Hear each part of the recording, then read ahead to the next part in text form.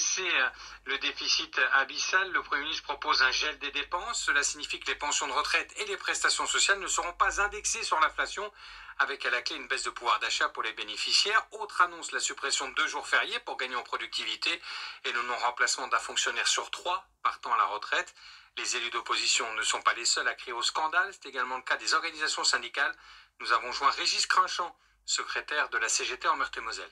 Les salariés, les retraités qui sont ciblés. Et par contre, pour les entreprises, on n'a rien chiffré. Quelques petites annonces. Il n'y a pas de conditionnement aux aides comme le demande la CGT, comme le maintien du CSE qui continue. On voit ce que ça a donné par exemple à Sanofi, 1 milliard d'euros de CSE, mais un poste de chercheur sur 2 supprimé. Mais quand vous entendez François Bayrou dire que c'est un moment de vérité, que le déficit public est abyssal, qu'on ne peut pas continuer comme ça, comprenez-vous que tout le monde doivent faire un effort, notamment les retraités, dont en moyenne, je dis bien en moyenne, le niveau de vie est peu ou prou celui des actifs et ils ont moins souffert que d'autres ces dernières années. Les retraités, là, ils vont, comme tous les salariés, c'est sur le comptable.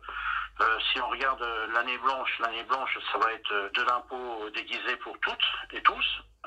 Précisons que si l'inflation est de 1,1% en 2026, eh bien le pouvoir d'achat des retraités, de celles et ceux qui ont des prestations sociales, va diminuer d'autant, soyons clairs. Oui.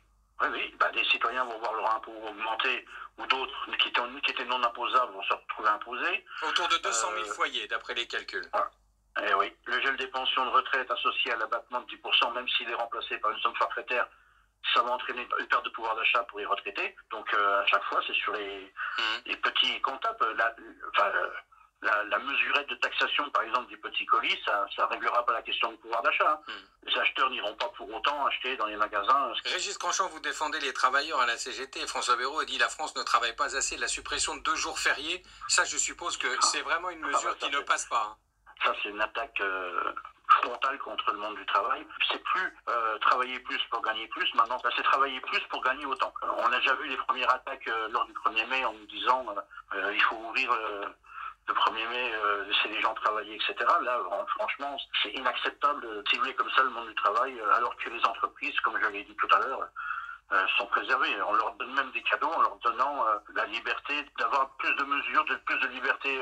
Mais quand on donne des libertés aux entreprises, à chaque fois, c'est systématiquement la suppression de droits de salariés. C'est vraiment scandaleux. C'est le monde du travail qui est attaqué. On appelle les travailleurs et les travailleuses à se mobiliser dès maintenant pour la rentrée sociale, auquel ils trouveront la CGT en première ligne sur ces questions-là, parce que c'est inacceptable. La contribution pour les hauts revenus qui est prolongée n'est pas suffisante selon vous? La contribution pour les hauts revenus, nous on veut pas ça. Enfin, pour la CGT, nous on parle de revenir sur la question de l'impôt plus progressif et plus juste, avec la remise de l'impôt sur les grandes fortunes par exemple, que les plus riches participent. D'accord. Merci beaucoup Régis Crunchant, secrétaire départemental de la CGT en Meurthe-et-Moselle.